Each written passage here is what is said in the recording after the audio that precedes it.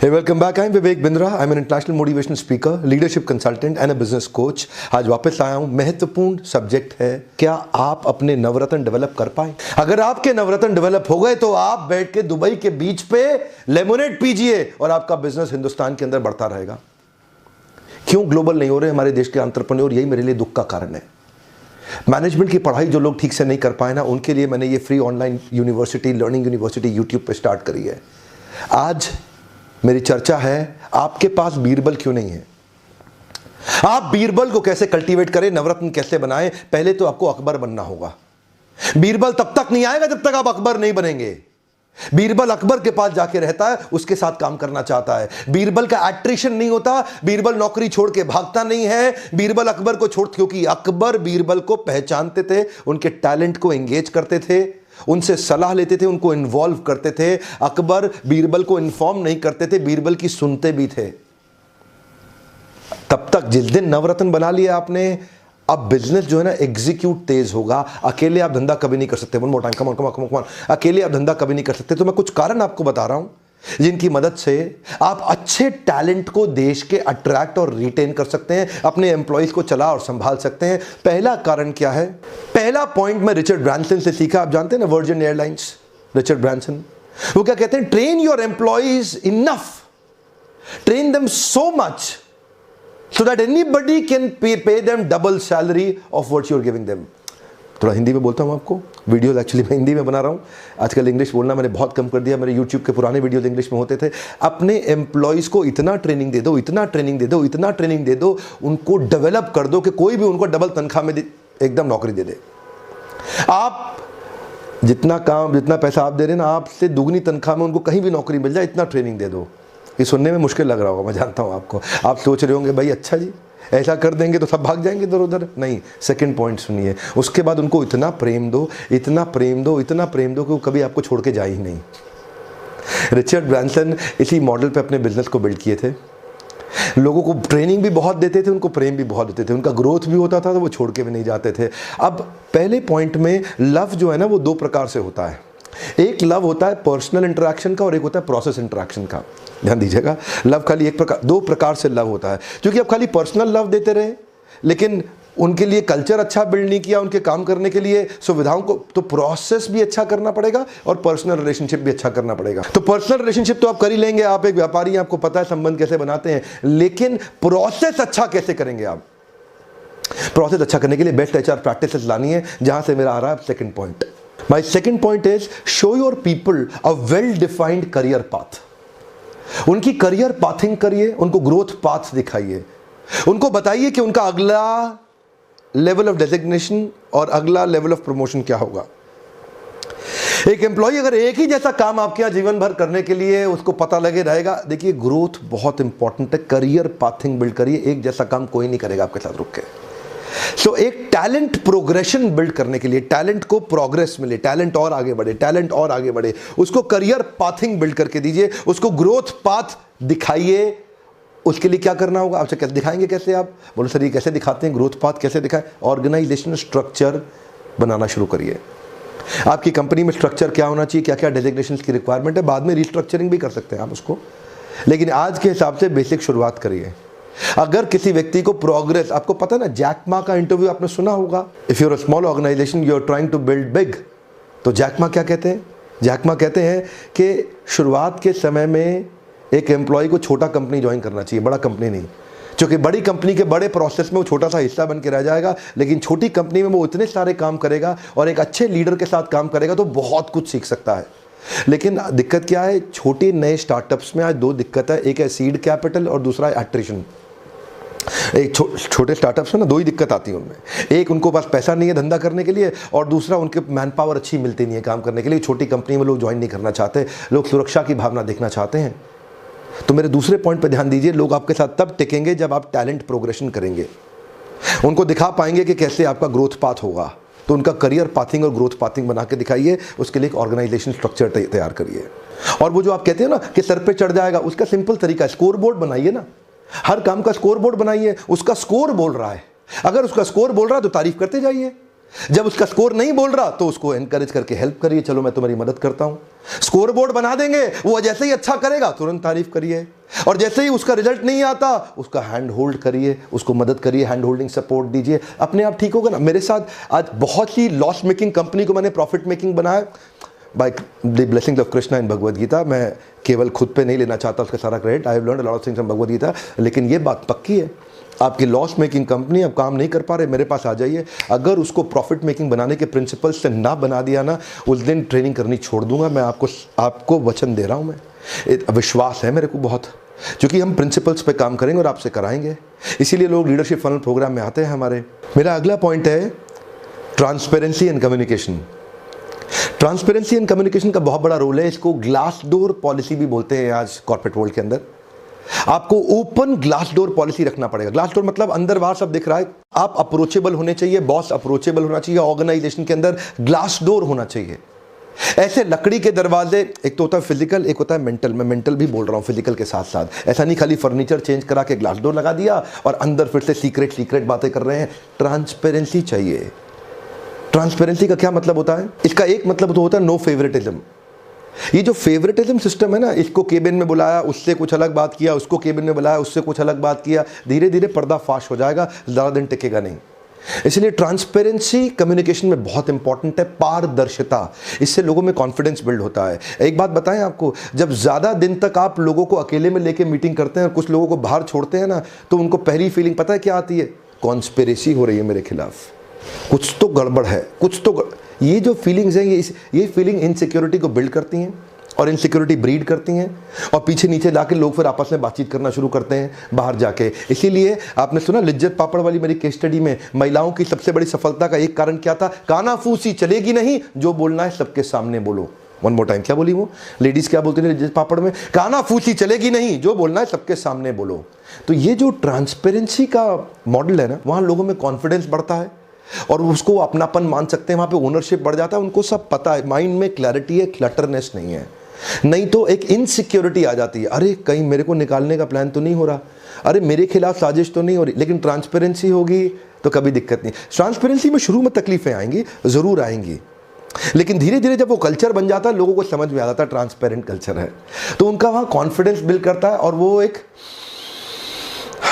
सुरक्षित वातावरण में सांस ले पाते हैं। मैं आपको फिर बता रहा हूं, अगर आपको ये बात भी समझ में नहीं आए तो मैं इस पे और वीडियो बनाने का प्रयास तो करूंगा, पर आप लीडरशिप फनल में आइए, हम आपको कुछ कंटेंट ऐसा देंगे और ऐसी केस स्टडीज देंगे और ऐसे आपको फ्रेमवर्क के वीडियोस हर हफ्ते, असाइनमेंट वीडियोस प्राइवेटली आपको यूजर आईडी और पासवर्ड देके आपको भेजते रहेंगे, क्योंकि ये लीडरशिप फनल है, ये एंटरप्रेन्योरियल फनल या एम्प्लॉय एम्प्लॉयर फनल नहीं, सबके लिए। इसमें लीडरशिप के प्रिंसिपल से कई कॉर्पोरेट वर्ल्ड के लोग अपने पार्टिसिपेंट भी नॉमिनेट करते हैं और बिजनेसमैन भी आते हैं। ओपननेस, डाइवर्सिटी और inclusion, this is a culture of values, it's not a culture of valuables. कई कंपनी में वैल्यूएबल का कल्चर बन जाता है, इतना मिलेगा, इतना मिलेगा, कितना मिलेगा, कितना मिलेगा। लेकिन एक कल्चर होता है ओपननेस का, एक कल्चर होता है जहां डाइवर्सिफाइड आइडियाज को एनकरेज किया जाता है, एक कल्चर है जहां पे इंक्लूजन, सबको साथ में लेके चलने का प्रयास किया जाता है। उस कल्चर में लोग ज्यादा अच्छा पनप पाते हैं, अच्छा ग्रोथ ला पाते हैं। इसको बोलते हैं ट्रांसपेरेंसी एंड कम्युनिकेशन, जिसके अंदर फेवरेटिज्म नहीं है। एक सोशल मीडिया की बहुत बड़ी कंपनी के सीईओ ने पीछे बताया कि सही को सही और गलत को गलत कहने की हिम्मत होनी चाहिए, ट्रांसपेरेंट रहना चाहिए। तीसरा मेरा पॉइंट है encourage internal promotion over helicopter landing. इसका अर्थ क्या हुआ? अंदर के जो लोग आपके साथ ऑलरेडी काम कर रहे हैं ना, पहले उनको डेवलप करने की कोशिश करिए, बजाय कि बाहर से आप किसी को लाके खड़ा कर दें उनके ऊपर। वैसे आपको पता है मैं राजनीति की चर्चा अवॉइड करना चाहता हूं, पर फिर भी केस स्टडी की तरह एक एग्जांपल दूंगा। दिल्ली के अंदर जो चुनाव हुए, दिल्ली के सीएम की पोजीशन के लिए चीफ मिनिस्टर मुख्यमंत्री, जिसमें आदरणीय केजरीवाल जी मुख्यमंत्री बने, बहुत सारी सीट्स के साथ में वो जीते। वहां पे उनकी बड़ी विजय का एक कारण यह भी था कि डॉक्टर किरण बेदी, जो कि बहुत इंटेलिजेंट, बहुत ही कॉम्पिटेंट हैं, पर उनकी एक हेलीकॉप्टर लैंडिंग हुई, शायद जिसके कारण इंटरनल डिससैटिस्फैक्शन हो गया था बीजेपी के एग्जिस्टिंग दिल्ली के लीडर्स के बीच में। ये बात सबको समझ में आई बाद में कि जब भी आप हेलीकॉप्टर लैंडिंग करेंगे, कभी चलेगा कभी नहीं चलेगा, बहुत कम चांसेस हैं हेलीकॉप्टर लैंडिंग आपको सफलता देगी। आप अंदर से ही अपने लीडर्स को डेवलप करें, ग्रो करें, तो उनका आपके प्रति कॉन्फिडेंस होगा। लेकिन अगर आप हेलीकॉप्टर लैंडिंग कर देंगे तो नीचे के कंपनी के अंदर के जो लोग हैं ना, वो काम करना बंद कर देंगे और काम में बार बार पंगा डालेंगे, अड़ंगा डालेंगे, तंग करेंगे। जो बाहर से आएगा उसको सेटल नहीं होने देंगे। And we have seen this, corporate world में भी यही होता है, पॉलिटिकल वर्ल्ड में भी यही होता है, बिजनेस सब जगह समाज में प्रिंसिपल तो वही है ना, हर जगह काम आएगा, किधर भी देख लें, चाहे वो राजनीति में देख लें, चाहे आप व्यापार में देख लें। अगला महत्वपूर्ण पॉइंट है फीलिंग ऑफ सिग्निफिकेंस। आप अपने एम्प्लॉयज को सिग्निफिकेंट अगर फीलिंग दे सकें, से आपको पता है ना, मेरे पीछे एडवर्टाइजिंग वाले वीडियो के अंदर मैंने बताया था, they don't care how much you know, they know how much you care. आप कैसा महसूस कराते हैं एम्प्लॉय को, फीलिंग ऑफ सिग्निफिकेंस बहुत महत्वपूर्ण पॉइंट है। इसको समझें गोल्डन स्टेटमेंट से, involvement is directly proportionate to commitment. जितना आप अपनी मैन पावर को इन्वॉल्व कर पाएंगे उतना वो कमिटेड होंगे। एक प्रश्न पूछूं आपसे पूछ रहा हूं, जरा ध्यान देना, अगर थोड़ा उत्तर को तुरंत ध्यान देना पड़ेगा आपको। सुनिए प्रश्न को, आपकी कंपनी में, आपकी टीम में, आपके बिजनेस में, आपके ऑर्गेनाइजेशन के अंदर सबसे ज्यादा कमिटेड आदमी आपकी टीम में कौन है? नाम सोचो। नहीं सोचा? मैं आपको बोल रहा हूं सोचने के लिए।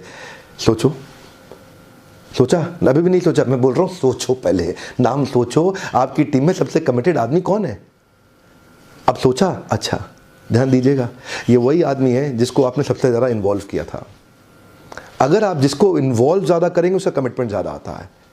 आप अगर इन्फॉर्म करेंगे कोई काम नहीं करे, इन्वॉल्व करेंगे वो अपनी जान दे देंगे।